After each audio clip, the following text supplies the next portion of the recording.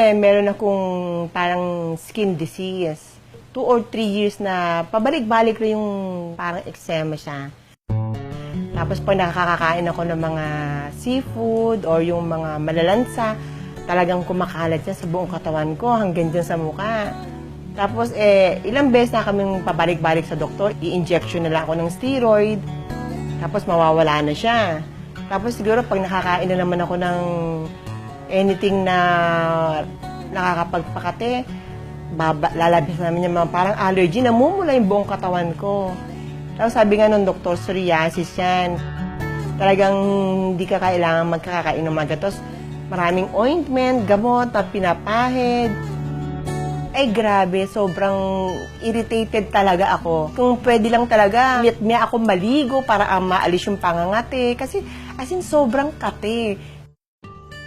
Ayun, naging karamdaman niya yung nagkaroon siya ng parang skin problem, yung tinatawag na psoriasis. Yun nga, makati yung kanyang balat, gano'n. Hindi siya makalabas ng bahay. Kasi nga, nahiya sa mga tao. Para talaga siya mga buni, ang lalaki ng bilog. Pati sa mukha ko, nahihiya nga ako dahil dyan nagmamapa talaga yung mga pula. As in, ang dami-dami. Nagsusugat na nga yung balat ko, kakakamot ko.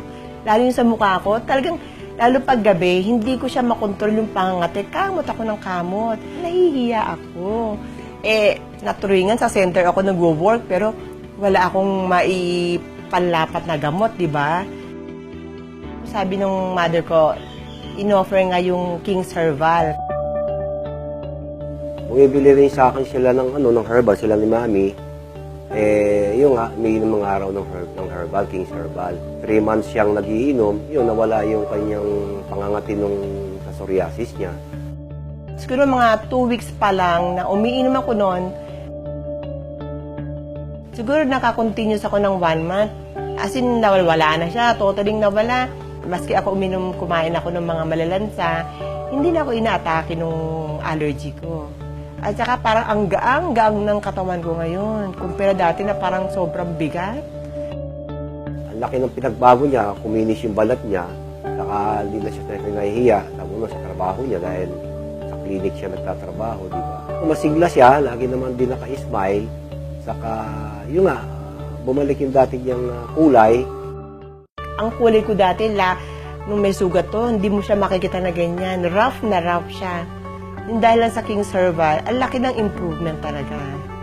Talagang nakakapasyal na ako, so nakakasama na ako sa nanay ko sa SM. Dati, nahihiya ako kasi nga, pag nagsuot ako ng mga short sleeve, kita mo talaga yung, ang pangit talagang tignan. Ngayon, hanggang ngayon, umiinom pa rin kami. Ang laki talaga ng naitulong niya.